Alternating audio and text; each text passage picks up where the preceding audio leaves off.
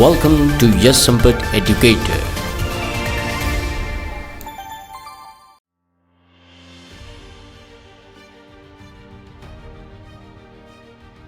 So hello everyone, welcome to Yash Sampat educator. जो आज की डेट है वो है 14 नवंबर 2022 और आज के वीडियो में हम लोग हिंदू न्यूज़पेपर का एनालिसिस करेंगे हर रोज की तरह। और आज ये जानेंगे India to host G20 summit in 2023। Is it clear? 2023 के अंदर भारत जो है G20 समिट का यहाँ पर होस्टिंग करेगा, ये चीज़ हम लोग जानेंगे। साथ ही साथ यहाँ पर एक न्यूज़ ये भी निकल कर आती है कि जो ड्राई शैम्पू है उससे होता है कैंसर। और ये क्या है? ये महुआ ड्रिंक, ठीक है, तो जिससे यहाँ पर हाथी जो है ऑलमोस्ट 24 to 25 एलिफेंट्स जो है वो बेहोश हो गए थे इस चीज को पीकर। Is clear? उसके बारे में हम लोग जानेंगे। Before we going to start, I want to tell you that if you are preparing for the defence and UPSC examination like the combined defence services, air force common admission test, national defence academy, Indian navy, INET, air force group X and Y, territorial army, UPSC civil services examination, and if you are also preparing for the banking examination like the IBPS clerk, IBPS PO, IBPS RRB, SBI clerk, SBI PO and RBI grade B. So don't worry, batches launched by the Yes Sampat Educator. So what are you waiting for, guys? Just call on 9773230619. And if you want to follow me in the social media platform, so you can just follow me in the Instagram, in the YouTube and in the Facebook also. So you can enroll in this kind of the particular courses over here, and online platform is available over here. Is it clear? So let us start with this particular lecture. Before we're going to start, I want to introduce myself. My name is Yes Kumar Sampat. By profession I am an engineer and by passion I am an educator. So चलो भारत को आगे बढ़ाते हैं। If you want to follow me in the social media platforms, so you can just follow me in the Facebook, YouTube and in the Instagram also. So let us start with the first slide and with the first question. Okay, so who has been awarded 32nd Bihari Puraskar 2022 for his 2015 literary criticism book पंचरंग चोला पहर सखीरी? ठीक है, तो ये चीज जो है हम लोगों ने कल पूछी थी। इसका जो करेक्ट आंसर रहेगा दोस्तों, करेक्ट आंसर रहेगा doctor Madhav Hada. Is it clear? So correct answer is about the option number 4. Let us discuss about the next question. Which of the following is not a joint exercise conducted by India in association with France? Okay, तो guys आप लोगों को मुझे ये बताना है इन options में से कौन सी एक्सरसाइज जो है फ्रांस के साथ नहीं है। ठीक है, which of the following is not. Okay, तो यहां पर आप लोगों को जब भी क्वेश्चंस आए उसको अच्छी तरीके से पढ़िए, यहां पर नॉट लिखा है या नहीं उसके हिसाब से आप लोगों को अच्छी तरीके से समझकर आंसर करना है। Is it clear? So which of the following is not a joint exercise conducted by India in association with the France, उसका आप करेक्ट आंसर जो है यहां पर मुझे कॉमेंट सेक्शन में बता सकते हैं। जब भी हम लोग 15 नवंबर 2022 का न्यूज पेपर डिस्कस करेंगे तभी यहां पर सारे की सारी जो क्वेश्चंस हैं उसको हम लोग अच्छी तरीके से रिवाइज कर लेंगे। Is it clear? So let us start with the first article. तो यहां पर जो ये G20 जो आप लोगों ने यहां पर थंबनेल देखा उसके हिसाब से हम लोग आज डिस्कस करेंगे। भारत 2023 के अंदर G20 समिट जो है होस्ट करेगा। वसुधैव कुटुंबकम ये है उसका slogan, one earth, one family and one future. Is it clear? So कहां है ये आर्टिकल? तो यहां पर पहले न्यूज़पेपर के ऊपर ही है। जैसे आप लोग जानते हैं आज की जो डेट है वो है 14 नवंबर और आज है Monday. Is it clear? So G20 summit to focus on food, energy and security. तो यहां पर आप लोगों को मैं बता दूं इंडोनेशिया के अंदर G20 22nd ओके ये ऑर्गेनाइज हुआ था। Mounted police control Indonesian city of Bali which is hosting the G20 summit regarding the 2022। पर अगर मैं बात करूं कि ये G20 जो है 2023 कहां पर होगा तो इंडिया के अंदर होगा, ये चीज याद रखिएगा। यहां पर हमारे जो प्रधानमंत्री साहब है नरेंद्र मोदी सर, यहां पर उन्होंने बाली के अंदर मंडे को इस मीटिंग को अटेंड किया था। Regarding the 14 and 16 November meeting जो है यहां पर होल्ड की जाएगी। ठीक है, ये चीज आप लोग याद रख सकते हैं कि अटेंड करेंगे, यानी कि 15 नवंबर और 16 नवंबर को ये मीटिंग होगी। उसके बाद अगर बात करें तो यहाँ पर फूड और एनर्जी सिक्योरिटी के बारे में बातचीत की जाएगी। पोस्ट कोविड के अंदर जो भी हेल्थ इश्यूज आए थे उसके बारे में यहाँ पर बात की जाएगी। और इस सेशन के अंदर यही एक एजेंडा है समिट को रखने का। और ये जो समिट है वो इंडोनेशिया सिटी के अंदर हो रही है G20 22nd की। ठीक है, आगे हम लोग बात करें तो यहाँ पर जो है जो मोदी सर जो है इस इंडियन कम्युनिटी जो बाली के अंदर रहते हैं या मैंग्रोव फॉरेस्ट के अंदर जो आसपास के इलाकों के अंदर जो रहते हैं, वहाँ पर नरेंद्र मोदी साहब उनको एड्रेस करेंगे, उसके बाद वहाँ पर विजिट भी करेंगे। तो उसके बारे में हम लोगों को सारी की सारी चीज़ों के बारे में याद रखना है। और यहाँ पर G20 मीटिंग के अंदर एनवायरमेंट एंड जेंडर इशू के बारे में बातचीत की जाएगी, साथ ही साथ issue of international economic cooperation and the need for reforms 21st century institutions के अंदर भी यहाँ पर बातचीत की जाएगी। Is clear? आगे बात करते हैं आपकी एग्जामिनेशन पॉइंट ऑफ व्यू के हिसाब से। तो G20 जो है काफी हद तक इंपॉर्टेंट टॉपिक माना जाता है रिगार्डिंग दी यूपीएससी एग्जामिनेशन। तो ये चीज याद रखिएगा, आपकी डिफेंस एग्जामिनेशन जो होती है, यस, डिफेंस एग्जामिनेशन के अंदर भी यहाँ पर वन लाइनर क्वेश्चंस के अंदर ये जो क्वेश्चंस है पूछे जाते हैं, उसको अच्छी तरीके से याद रखिएगा। Is it clear? And if you talk about the banking examination, banking examination से ये टॉपिक काफी हद तक इंपॉर्टेंट माना जा सकता है। ओके, चलिए आगे बात करते हैं इसके बारे में। तो जैसे कि मैंने कहा कि recently ministry of external affairs ने यहाँ पर अनाउंस किया है कि G20 जो है अगले साल 2023 के अंदर यहाँ पर न्यू दिल्ली के अंदर जो है उसका होस्ट किया जाएगा और इंडिया उसका पूरा पूरा देखरेख रखेगी। यहां पर 17th G20 हेड्स जो ऑफ स्टेट या ऐसा कह सकते हैं कि गवर्नमेंट जो समिट जो है, ठीक है, ये नवंबर 2022 के अंदर यहां पर इंडोनेशिया के अंदर होगी, जो 15 नवंबर और 16 नवंबर के आसपास यहां पर देखी गई थी। Is it clear? And India will assume the presidencies of G20 from December 2022। तो ये सारी की सारी चीजें आप लोगों को यहां पर याद रखनी है। So India is assuming the presidencies of the G20 for 1 year. Is it clear? तो ये आप लोग अच्छी तरीके से याद रखिए। आगे हम लोग बात करें कि G20 के अंदर कौन कौन से जो कंट्रीज है वो कौन कौन से है। तो जैसे कि यहां पर मैंने कहा G20 जो है उसके अंदर ये सारे के सारे कंट्रीज है, Canada, France, Germany, Italy, Japan, United Kingdom, United States of America, Russia, Argentina, Australia, Brazil, China, European, Indian, Indonesia, Mexico, Saudi Arabia, South Africa, South Korea, तुर्की। तो ये सारे के सारे G20 के हैं। उसके बाद G8 मेंबर है और after that the G7 member भी आते हैं। ठीक है, तो आप लोगों को G7 guest countries, G stands for the guest, okay, so that is a guest countries.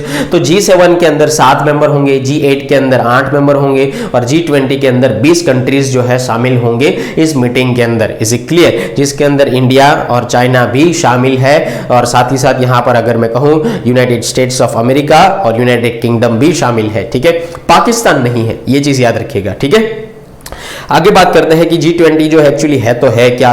तो 1999 के अंदर इसको पहले फॉर्म किया गया था एक बैकड्रॉप के तौर पर इन दिस पर्टिकुलर फाइनेंशियल क्राइसिस, जब भी 1990 में हुआ था तभी, and it that hit the east Asia and south east Asia in the particular over here. Is it clear? तो यहां पर G20 कंट्रीज जो है 60% उसके अंदर वर्ल्ड पॉपुलेशन की अगर मैं बात करूं तो 60% के करीब करीब, और ग्लोबल GDP की अगर मैं बात करूं तो यहां पर उसका जो 80% जो है और 70% ग्लोबल ट्रेड के तौर पर ये सामने आते हैं। ठीक है, यहां पर मेंबर्स की अगर मैं बात करूं तो Argentina, Australia, Brazil, Canada, China, France, Germany, India, Indonesia, Italy, Japan, Republic of Korea, Mexico, Russia, Saudi Arabia, South Africa, Turkey, the United Kingdom and the United States and the EU। Is it clear? तो ये सारे के सारे वो कौन है, वो member countries है। ओके, स्पेन जो है अगर मैं उसकी बात करूं तो ये स्पेन जो है that is invited as a permanent guest. Okay, ये सारी की सारी चीजें आप लोग याद रखें और ये मेंबर कंट्रीज को भूलना मत। ये पूछे जाते हैं कि which of the following country is the member of the G20 member states. Okay, तो ये सारी की सारी चीजें आप लोग याद रख सकते हैं। आगे बात करते हैं, यहां पर उसका मैप देख लीजिए कि यहां पर देखिए ये है इटली, जर्मनी, रशिया, तुर्की, इंडिया, उसके बाद China, Saudi Arabia, South Africa, Japan, south Korea, APEC, Singapore, Indonesia, Australia, Brazil, Argentina, Canada, USA, Mexico, ये सारे के सारे UK, फ्रांस, स्पेन। ठीक है, तो ये सारे के सारे जो है वो मेंबर कंट्रीज है। ठीक है, G20 के, और बाकी के जो यहाँ पर ब्लू कलर के दिखाई दे रहे हैं इस तरीके के, वो गेस्ट कंट्रीज है। Is it clear? So Norway, Netherland, उसके बाद जिनीवा, सेनेगल। ठीक है, ये सारे के सारे कौन कौन से है, ये गेस्ट कंट्रीज है और येलो कलर के जो है वो G20 कंट्रीज देखने को मिल सकते हैं। आगे बात करते हैं उसके प्रेसिडेंसीज के बारे में। तो यहां पर G20 जो है वो हर साल हर एक मेंबर अमंग द मेंबर, ठीक है, यानी कि उसके जो मेंबर्स है उसके अंदर ये प्रेसिडेंसीज जो है वो रोटेट करता रहता है, ठीक है। So and the countries holding this particular presidencies over here, तो यहाँ पर नेक्स्ट प्रेसिडेंसीज होल्डर जो है उसके बारे में अगर हम लोगों के यहाँ पर बात करें, previous and the next presidencies holder and forms the troika, ठीक है, troika to ensure the country of the G20 agenda. G20 agenda को यहाँ पर कंटिन्यू करने के लिए इस तरीके की चीजें की जा रही है। इटली, इंडोनेशिया और India are the troika countries right now. तो यहाँ पर आप लोगों को मैं बता दूं, Indonesia holds this particular current presidencies. तो यहाँ पर इंडोनेशिया करंट प्रेसिडेंसी के तौर पर यहाँ पर अभी चुना गया है। उसके बाद यहाँ पर ये इटली, इंडोनेशिया और इंडिया के इन तीनों के बीच में ये चीज जो है रोटेट होती रहती है। Is it clear? अभी यहाँ पर उसके G20 के परमानेंट सेक्रेटरीट के बारे में बात करें तो उसका एजेंडा और जो वर्क है that is coordinated by the representatives of the G20 countries and known as sherpas, known as the sherpas. तो ये सारी की सारी चीजें याद रखिए। So who work together with the finance minister and the governors of the central bank over here, okay, and to prevent the future and financial crisis across the world, उसको संभालने के लिए। उसके बाद यहाँ पर इकोनॉमी, ग्लोबल इकोनॉमिक एजेंडा जो है उसके शिपिंग के तौर पर जो है उसको संभालने के लिए यहाँ पर ये सारी की सारी चीज़ों के बारे में G20 बात करता है। और यहाँ पर 1999 और 2008 के करीब करीब जब ये यहाँ पर सेंट्रल बैंक के गवर्नर एंड फाइनेंस मिनिस्टर जो है हेड ऑफ द स्टेट जिसको हम कहते हैं, ठीक है, उसका जब यहाँ पर ग्रुप फॉर्म हुआ था तभी भी यहाँ पर उसके मैंडेट्स के बारे में बातचीत किया गया था। Is it clear? आगे बात करते हैं उसके की प्रायोरिटीज के बारे में। तो यहाँ पर inclusive, equitable and sustainable growth करना है। Life stands for what? Lifestyle for environment, okay. Women empowerment के बारे में बात करना। Digital public infrastructure and tech enabled development in areas ranging from health, agriculture and education to commerce, उसके बारे में बातचीत करना। Skill mapping, culture and tourism, climate financing, circular economy, global food security, energy security, green hydrogen, disaster risk reduction and resilience, उसके बारे में यहाँ पर बातचीत करना। और यहाँ पर डेवलपमेंटल कोऑपरेशन बढ़ाना और यहाँ पर इकोनॉमिक क्राइम के अगेंस्ट में जो फाइट चल रही, फाइट करना होता है उसके बारे में बातचीत करना। और मल्टीलेटरल रिफॉर्म्स जो है उसके बारे में भी यहाँ पर बातचीत करना, ये एक मुख्य उद्देश्य है या उसकी की प्रायोरिटीज है। Is it clear? आगे बात करते हैं कि उसके कॉन्टेक्स्ट के बारे में। So protection of the children from sexual offences amendment bill 2019, ठीक है। तो यहाँ पर आई होप सो आप लोग G20 समिट जो समझ गए हैं। अभी हम लोग बात करेंगे पॉक्सो एक्ट्स के बारे में, ठीक है। POCSO, पॉक्सो एक्ट, ठीक है। ये काफी हद तक न्यूज में भी चला था। यहाँ पर जब भी हम लोगों ने लेक्चर्स चलाए थे ऑफलाइन और ऑनलाइन के, तभी भी यहाँ पर हम लोगों ने पॉक्सो एक्ट के बारे में डिस्कस किया था। पहले आर्टिकल देख लेते हैं कहां पर है। Is it clear? I hope so आप लोग G20 का आर्टिकल अच्छी तरीके से समझ गए होंगे। Yes, POXCO Act not meant to criminalize consensual relationships, observes the High Court. It's clear. So Delhi high court ने यहाँ पर एक रिमार्क के तौर पर यहाँ पर intention of the protection of children from sexual offences, POXCO Act was to protect children below the age of 18 from sexual exploitation, and that is it was never meant to criminalize consensual romantic relationship between the young adults, okay. उसके बारे में यहाँ पर बातचीत किया गया है। तो जस्टिस जसमीत सिंह ने यहाँ पर ये चीज ऑब्जर्व की है, and that the intention of the act was to protect the children below the age of 18 from sexual exploitation. जो भी बच्चे हैं जिसकी एज अभी 18 ईयर्स कंप्लीट नहीं हुए, अगर उसका सेक्सुअल एक्सप्लॉयटेशन होता है तो ये पॉक्सको एक्ट जो है उसको हेल्प करता है, उस चीज को प्रोटेक्ट करता है, ठीक है। आइए थोड़ा बहुत उसके बारे में डिस्कस कर लेते हैं। तो यहाँ पर जो है ये बिल 2019 के अंदर पास किया गया था दोनों पार्लियामेंट की दोनों हाउसेस के अंदर, और उसका यही एक मुख्य ऑब्जेक्टिव था, आप ऐसा कह सकते हैं कि stopping the rampant sexual abuse of this particular children, okay. It seeks to provide more stringent punishment including the death penalty for sexual crimes against this particular childrens, okay. तो यहाँ पर अगर आप देखा जाए तो हाई जब भी सोसाइटीज है या इस तरीके की चीज़ें जो है वहाँ पर अगर आप इसके खिलाफ आवाज़ नहीं उठाते तो ये सारी की सारी चीज़ें आप लोगों को एंकरेजमेंट आप उसको दे रहे हैं, ऐसा हम लोग कह सकते हैं। ठीक है, तो यहाँ पर पॉक्सो एक्ट जो है इस तरीके की चीज़ों के रोकने में मदद करता है, यहाँ पर सेक्सुअल क्राइम के अगेंस्ट में लड़ता है और यहाँ पर जो सेक्सुअल क्राइम होते हैं अगेंस्ट द चिल्ड्रन उसको भी रोकता है। ठीक है, यहाँ पर एक मैं बात बता दूं कि चाइल्ड पोर्नोग्राफी, ठीक है, तो यहाँ पर उसके बारे में भी बातचीत किया गया है कि ये जो बिल है it is welcome in certain respect as it specifically defines what child pornography is. ठीक है, तो ये बिल ने चाइल्ड पोर्नोग्राफी एक्चुअली है तो है क्या, उसके बारे में भी यहाँ पर बातचीत किया गया है। So using a child for pornographic purposes, यहाँ पर पोर्न बनाने के लिए, पोर्नोग्राफिक पर्पसेस के लिए जब भी चाइल्ड का यूज किया जाता है उस मटेरियल बनाने के लिए,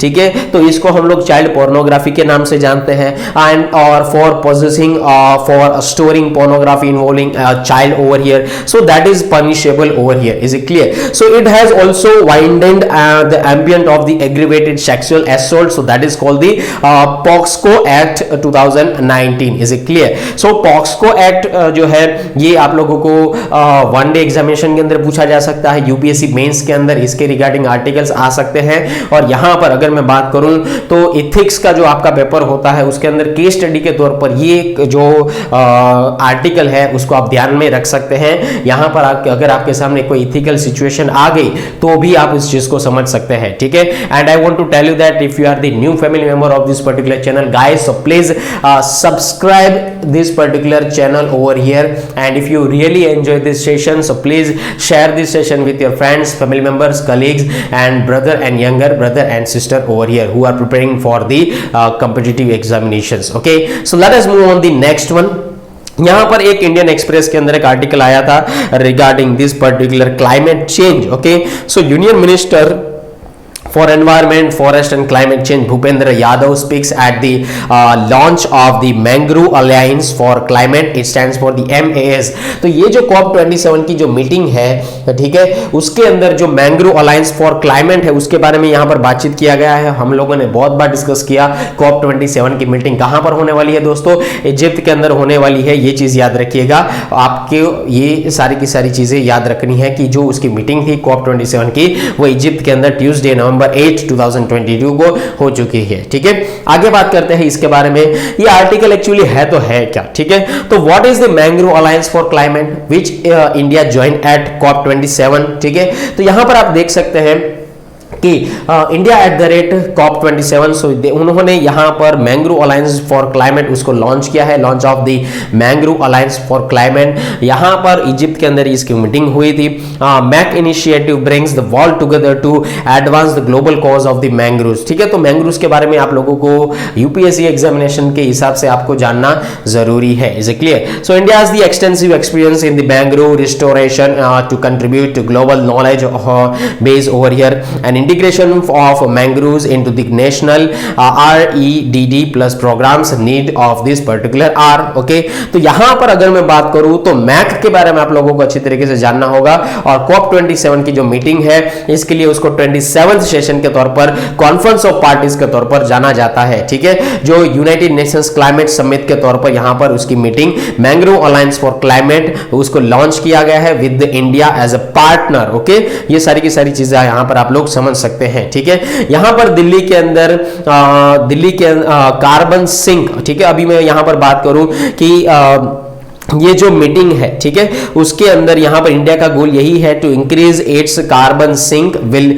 सी the new Delhi collaborating with Sri Lanka, Indonesia and other countries to preserve and restore the mangrove forest in this particular region. और इसलिए यहां पर मैंग्रोव जो है उसको बचाने में काफी हद तक रोल प्ले करता है ये पर्टिकुलर चीजें। ठीक है, अभी यहां पर देखिए ये जो हम लोगों ने यहां पर डायग्राम लगाकर रखा है, ठीक है, तो ये एक्चुअली है क्या, ये मैंग्रोव के ही फॉरेस्ट के अंदर जो मैंग्रोव के पेड़ पौधे होते हैं यही है। ठीक है, उसका अगर आप रियल पिक्चर देखना चाहे तो आप देख सकते हैं, यहां पर है ये real picture of this particular mangrove. ठीक है, तो मैंग्रोव फॉरेस्ट जो है इस तरीके का देखने को मिल सकता है। आप लोगों ने डिस्कवरीज के अंदर ये चीज देखी होगी, साथ ही साथ यहां पर आप लोगों ने कभी कभार ये जो जंगल वाले इलाके हैं यहाँ पर आप जब भी कैंपिंग करने गए होंगे, ठीक है, तभी भी आप लोगों ने मैंग्रोव्स के जो है फॉरेस्ट देखे होंगे। Is it clear? डिस्कवरी के अंदर आए दिन आप लोगों ने कहीं ना कहीं इस चीज को देखा होगा।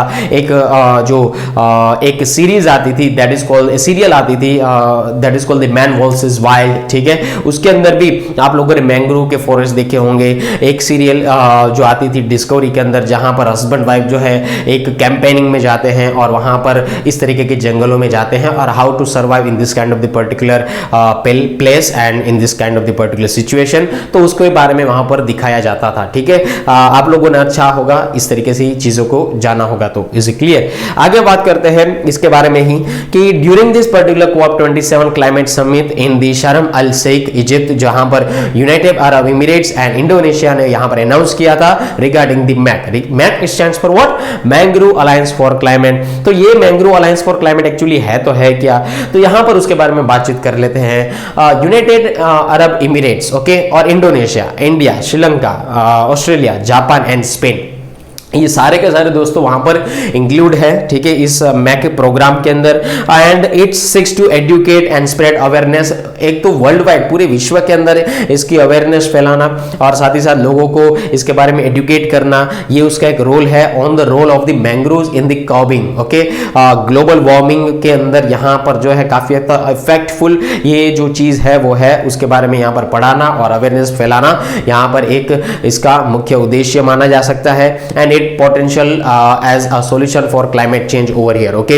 उसके बाद अगर हम लोग बात करें कि intergovernmental alliance works on a voluntary basis, is it clear? So which means that there are no real checks and balances to hold the members and accountable. तो ये जो पॉइंट है ना दोस्तों, intergovernmental alliance works on the voluntary basis, तो यहाँ पर जो भी intergovernmental होंगी ये एक अलायंस के तौर पर अपने वॉलंटरी के हिसाब से उसके हिसाब से यहाँ पर काम करेगी और उसके हिसाब से यहाँ पर अकाउंटेबल रहेंगे। उसके बाद अगर यहां पर हम लोग बात करें कि अपने ओन कमिटमेंट्स के साथ वो डिसीजन लेंगे, कुछ अपने हिसाब से यहाँ पर डेडलाइंस जो है प्लान करेंगे और उसके हिसाब से यहाँ पर मैंग्रोव को रिस्टोर करने की कोशिश करेंगे। Is it clear? So the members will also share this kind of the particular expertise over here and support each other in researching also, managing and protecting the coastal areas also. तो जितने जितने यहाँ पर आप लोगों ने countries का नाम सुना है, ये सारे के सारे कंट्रीज जो है एक दूसरे को मदद करते हुए चलेंगे in the field of the research also, in the field of the managing part and in the field of the protecting coastal areas part, okay? तो आई होप आप लोग ये जो है मैप अच्छी तरीके से समझ पा रहे हैं। आगे बात करते हैं मैंग्रोव्स के बारे में। तो मैंग्रोव एक्चुअली है तो है क्या? ठीक है, तो मैंग्रोव की अगर हम लोग डेफिनेशन देखें तो यहाँ पर एक assemblage of salt tolerant trees and shrubs जो है, जो यहाँ पर इंटरटाइडल रीजन्स के अंदर या ट्रॉपिकल के इंटरटाइडल रीजन्स के अंदर या सब ट्रॉपिकल कोस्टलाइंस के अंदर इसको ग्रो देखने को आप लोगों को मिलता है, जिस तरीके से आप लोगों ने फोटो देखा। And they grow luxuriantly in the places where the fresh water mixes with the sea water, जहां पर फ्रेश वाटर सी वाटर के साथ मिलता है इस तभी उसका ग्रो सबसे ज्यादा होता है, ऐसा आप लोग कह सकते हैं। ठीक है, उसके अंदर मैं बात करूं कि and where the sediment, please charge as soon as possible.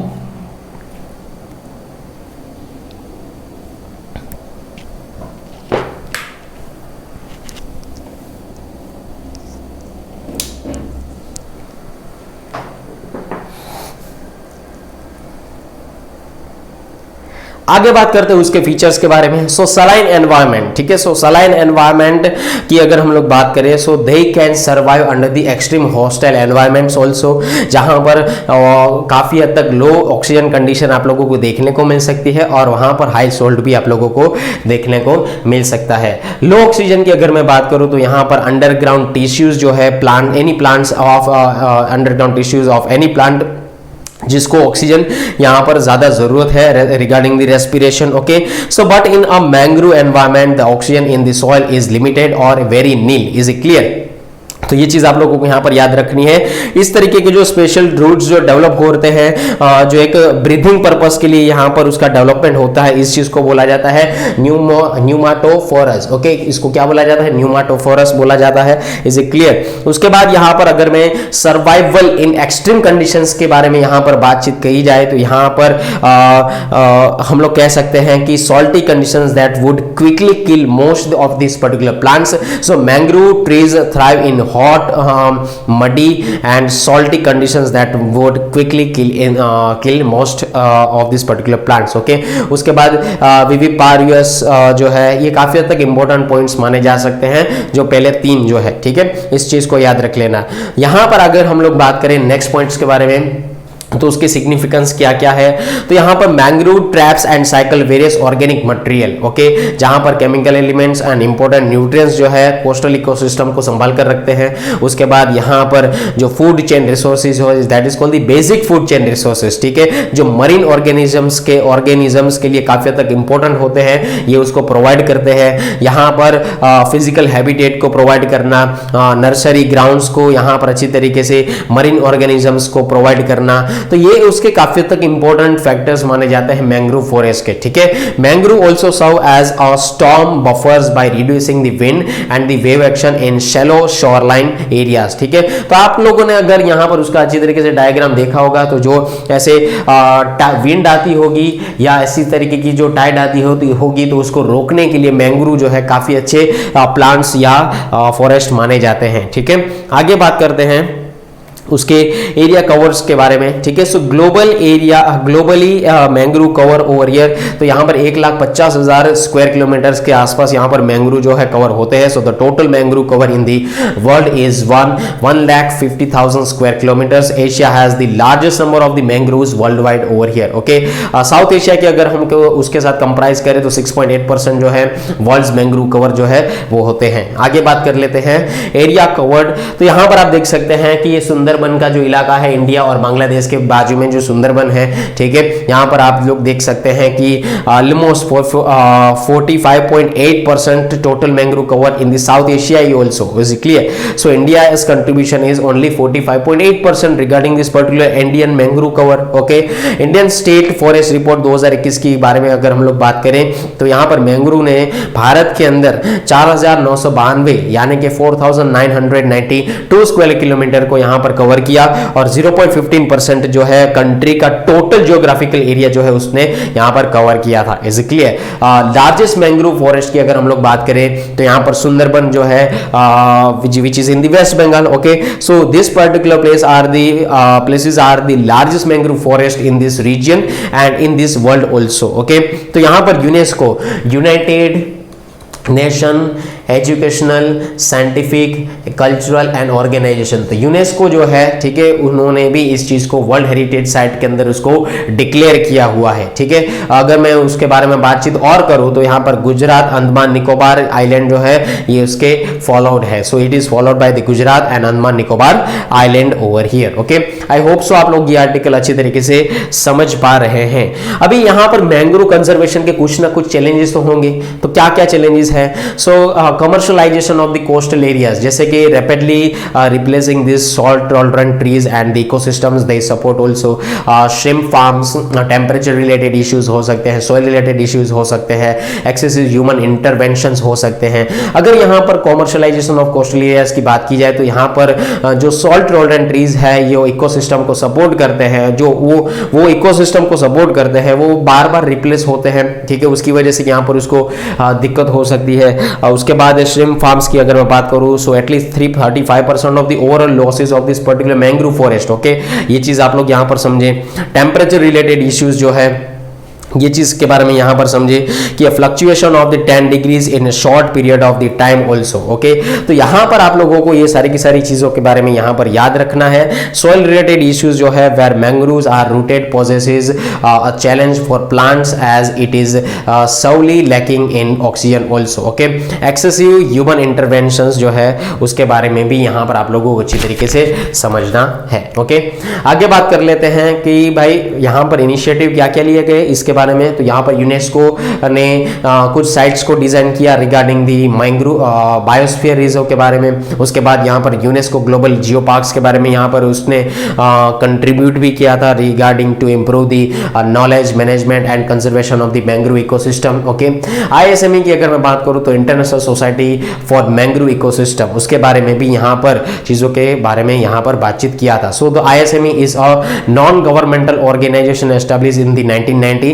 To promote the study of the mangroves with the purpose of the enhancing their conservation, rational management and sustainable utilisation over here. Okay, blue carbon initiative की अगर हम लोग बात करें तो यहाँ पर blue carbon initiative जो है वो काफी हद तक फोकस करता है सिर्फ और सिर्फ mitigating change through the conservation and the restoration of this particular coastal and marine ecosystems. Okay, तो यहाँ पर जो आप IUCN नाम देख रहे हैं, ठीक है, यहाँ पर कंजर्वेशन इंटरनेशनल नाम देख रहे हैं, तो ये सारी की सारी चीजें जो है कोऑर्डिनेट की जाती है CI के थ्रू, IUCN के through, inter governmental oceanographic commissions के थ्रू। Is it clear? उसके बाद यहाँ पर अगर हम लोग बात करें international day for the conservation of this particular mangrove ecosystems, तो यहाँ पर यूनेस्को हर साल यहाँ पर 26 जुलाई को इसको सेलिब्रेट करता है और उसका एम यही है कि हम लोग अवेयरनेस बढ़ाएं, हम लोग मैंग्रोव सिस्टम्स के बारे में यहाँ पर चीज़ों को प्रमोट करें और सस्टेनेबल मैनेजमेंट और कंजर्वेशन को भी यहाँ पर आगे बढ़ाएं और उसको प्रमोट करें।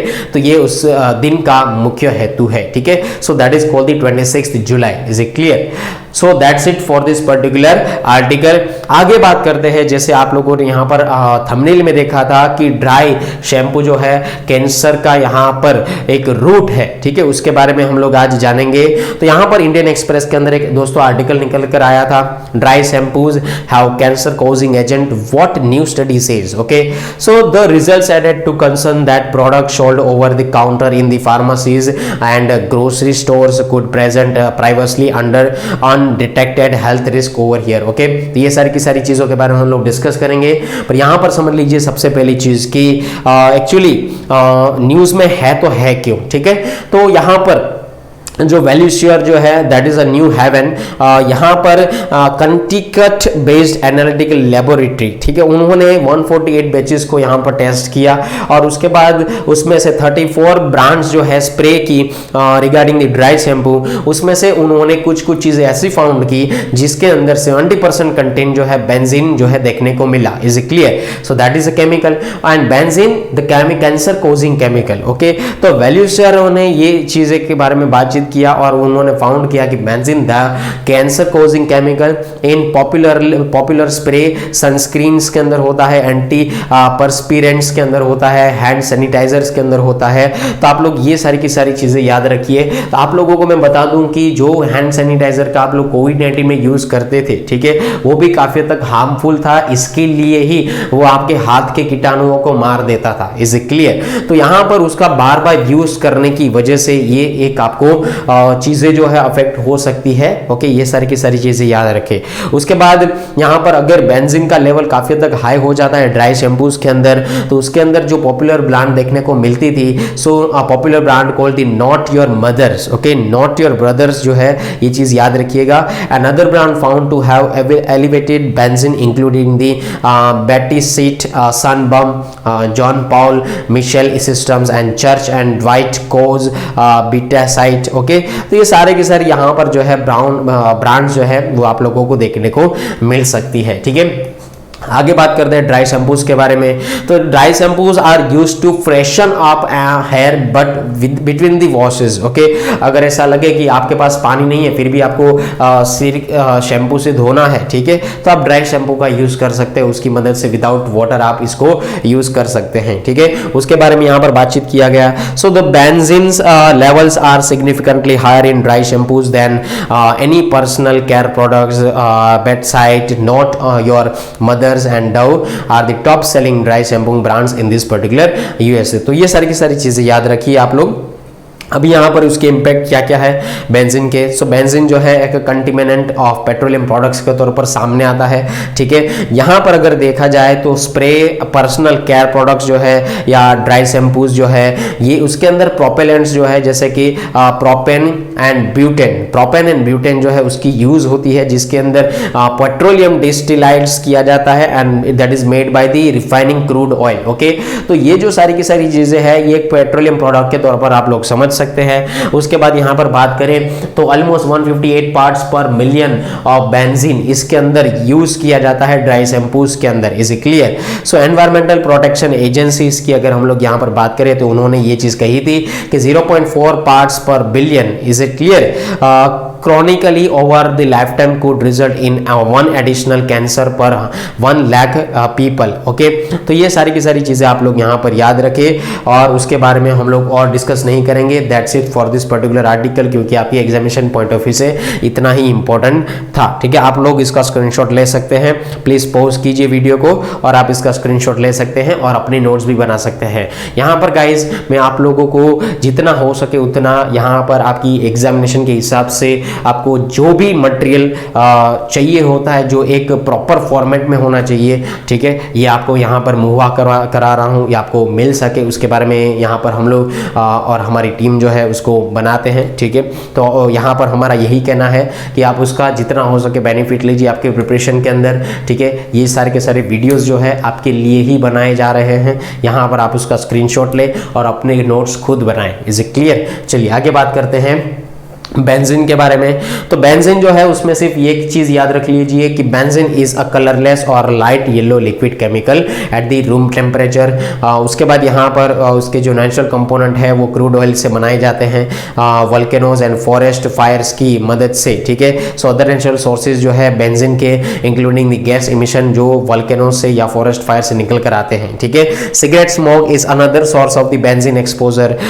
तो ये सारे की सारी चीजों के बारे में आप लोग यहाँ पर याद रखिए। और इंडस्ट्रियल इमिशंस के अंदर भी बेंजीन का सबसे ज्यादा इमिशन होता है, ठीक है। आई होप सो आप लोग अच्छी तरीके से ये आर्टिकल जो है समझ पा रहे हैं। ओके, आगे बात करते हैं नेक्स्ट आर्टिकल के बारे में। तो यहाँ पर जिस तरीके से आप लोगों ने यहाँ पर थंबनेल देखा दोस्तों, after drinking Mahua liquor 24 elephant sleep for hours in Odisha forest. तो यहाँ पर ओडिशा फॉरेस्ट के अंदर ऐसा देखा गया कि जो महुआ लिकर है उसको पीने के बाद 24 एलिफेंट जो है 1 घंटे के लिए सो गए, ठीक है। तो ये उसके बारे में यहाँ पर बातचीत किया गया है। तो villager living near the Shilipada cashew forest which is in the Kionjar district। Okay, so that a total of 24 jumbos who were apparently drunk were sleeping near the place where mohua flowers were kept in water in the large pots of the fermentation over here। ठीक है, तो यहाँ पर महुआ के बारे में समझ लेते हैं। जो फर्मेंटेशन के लिए ये जो ड्रिंक था उसको बनाया गया था और वो सारे लोगों ने उसको पी लिया, तो यहाँ पर उसका असर आप लोगों को देखने को मिला, ठीक है। So mahua that is a scientific name is the Madhuca indica, ये उसका नाम है। ये ट्राइबल एरियाज के जो फॉरेस्ट ट्रीज है यहाँ पर उसको आप लोग देख सकते हैं। तो tribal areas of the Bastar जो कि छत्तीसगढ़ के अंदर है, ठीक है। So and plays a important role in the rural economy also, ठीक है। यहाँ पर आपकी जो यूपीएससी एग्जामिनेशन है उसके अंदर आप लोगों को इकोनॉमी जो है अच्छी तरीके से याद रखना होगा। Economy is clear? तो इकोनॉमी के अंदर यहां पर अगर मैं बात करूं तो जो रूरल इकोनॉमी है उसको भी आप लोगों को अच्छी तरीके से समझना होगा। तो हम लोगों ने कल के लेक्चर में ही रूरल इकोनॉमी को डिस्कस किया था, ठीक है। यहाँ पर महुआ फ्लावर्स जो है वो काफ़ी हद तक शुगर से भरपूर मात्रा में उसके अंदर शुगर होती है। So rich source of this sugar. उसके बाद यहाँ पर उसके अंदर विटामिन मिनरल्स और कैल्शियम जो है सबसे ज़्यादा पाए जाते हैं। कंट्री बियर के लिए इसको कहा जाता है कंट्री बियर से नाम से इसको जाना भी जाता है, ठीक है। एंड फ्लावर जब भी फर्मेंटेशन की कंडीशन में आ जाता है उसके बाद उसको डिस्टिलाइज किया जाता है, तो उसके बाद एक स्पिरिचुअस लिकर के तौर पर जो सामने आता है उसको हम लोग महुआ लिकर या तो कंट्री बियर के नाम से जानते हैं। इसके अंदर एनुअल प्रोडक्शन जो है अल्टीमेटली 90% के आसपास एनुअल प्रोडक्शन होता है महुआ फ्लावर का, और उसका जो महुआ फ्लावर है उसका यूज किया जाता है बियर ब्रीविंग द बेवरेजेस के अंदर, इसका प्रोसेस इसके अंदर यूज किया जाता है, ठीक है। आई होप सो आप लोग ये महुआ जो है अच्छी तरीके से समझ पा रहे हैं।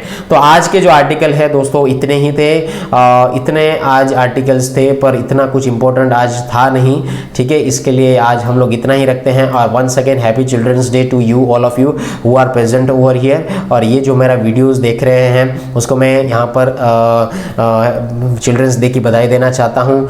जितना हो सके आप लोगों को हेल्प कीजिए और यहाँ पर चिल्ड्रंस को मदद कीजिए। जो भी लोग यहाँ पर आपसे जुड़े हुए हैं, ठीक है, किसी भी माध्यम से उसको आप हेल्प कीजिए, अवेयरनेस अच्छी तरीके से दीजिए, एजुकेशन की अवेयरनेस जिसको मिलनी चाहिए उसको दीजिए। यहाँ पर साथ ही साथ यहाँ पर जितना हो सके आप अपनी पढ़ाई के ऊपर भी ध्यान दीजिए। Is it clear? So next जो यहाँ पर मैं कहना चाहूँगा कि यूपीएससी 2023 की जो स्ट्रेटेजीज़ क्या क्या होनी चाहिए उसके बारे में हम लोग डिस्कस करेंगे एक समय आने के पर, ठीक है। पर फिर भी आप लोग यहाँ पर अपने हिसाब से मेहनत करते रहिए और यहाँ से हमारे वीडियोज़ के अंदर से नोट्स बनाते रहिए। Is it clear? So that's it for this particular session and I want to tell you that if you are preparing for the defence and UPSC examination regarding the combined defence services, Air Force Command Admission Test, National Defense Academy, INET, Air Force Group X and Y, Territorial Army, UPSC Civil Services Examination, and if you are also preparing for the banking examination like the IBPS Clerk, IBPS PO, IBPS RRB, SBI Clerk, SBI PO, RBI Grade B, so don't worry, batches launched by the Yes Sampat Educator. So what are you waiting for, guys? Just call on 977-323-0619, and if you want to follow me in the Instagram social media platform, so you can just follow me in the Instagram, YouTube, and in the Facebook also. So you can just enroll in this kind of the particular courses over here, and online platform is available over here. Okay, so that's it for this particular session, and I want to tell you that if you are the new family member of this particular channel, guys, so please subscribe this particular channel and like this video and share this particular video with your friends, family members, colleagues, and younger and elder brother sister who are preparing for this competitive examination. Okay, so guys, please subscribe this channel. This channel's name is the Yes Sampat Educator. Okay, यहाँ पर आप लोग आते हैं, फिर भी मैं कहना चाहूँगा आप लोग सब्सक्राइब नहीं करते हैं। If you do this kind of the particular thing, तो यहाँ पर आपको फर्दर और फ्यूचर नोटिफिकेशंस कैसे मिलेंगे? Is it clear? तो यहाँ पर आपकी एग्जामिनेशन के हिसाब से जो भी इंपॉर्टेंट एस्पेक्ट्स हैं हम लोग उसको कवर करते जाएंगे। Is it clear? तो मिलते हैं नेक्स्ट लेक्चर के दौरान, तब तक के लिए पढ़ते रहिए। जय हिंद, जय Bharat, thank you and bye bye.